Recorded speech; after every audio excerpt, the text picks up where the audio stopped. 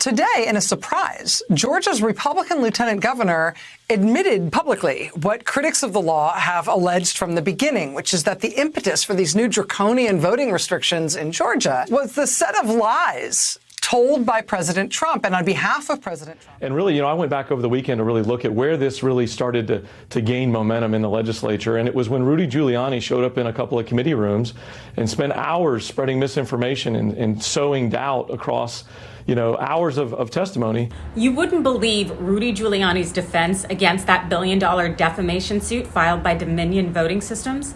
Let's just say the man has no shame. Welcome into TYT Overruled. I'm attorney Adrienne Lawrence with all the legal deets you need to know. Earlier this week, former President Donald Trump's personal attorney, Rudy Giuliani, asked a federal judge in Washington, D.C. to throw out that $1.3 billion defamation lawsuit filed by Dominion Voting Systems. In response to the claims that he falsely accused the voting machine company of helping steal the presidential election, Giuliani portrayed himself as the victim. Yeah, you heard that correctly. Giuliani is the true victim here in this case, as he claims. Let's take a look at what those claims are. First, the former New York mayor said Dominion made 50 false and defamatory statements against him in their complaint. That's really cute. It's also complete nonsense because complaints are allegations awaiting proof. Generally, you can say just about anything you want in a complaint and be insulated from defamation claims. Giuliani knows that. He's a lawyer. So if his response is Dominion's complaint isn't true, then he shouldn't have a problem defending against their claims.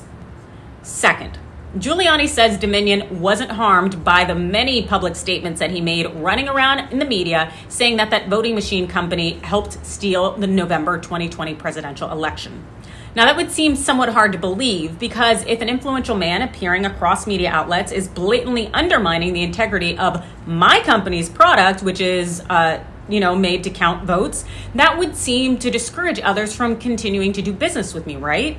Yeah, but that's just me. And third, Giuliani seems to argue that Dominion sought too much money in its lawsuit.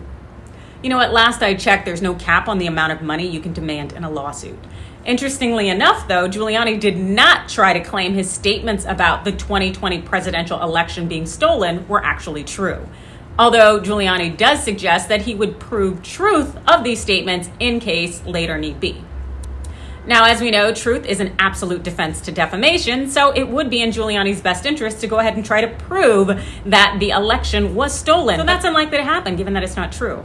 Claims of widespread voting fraud advanced by Trump, Giuliani, and co., they were rejected by dozens of judges across the country. To think that Giuliani is somehow going to be able to suddenly prove the existence of voter fraud now is highly unlikely. But it's likely that we will definitely bring you more up-to-date info on Rudy Giuliani's embarrassing in-court antics moving forward. Thanks for watching.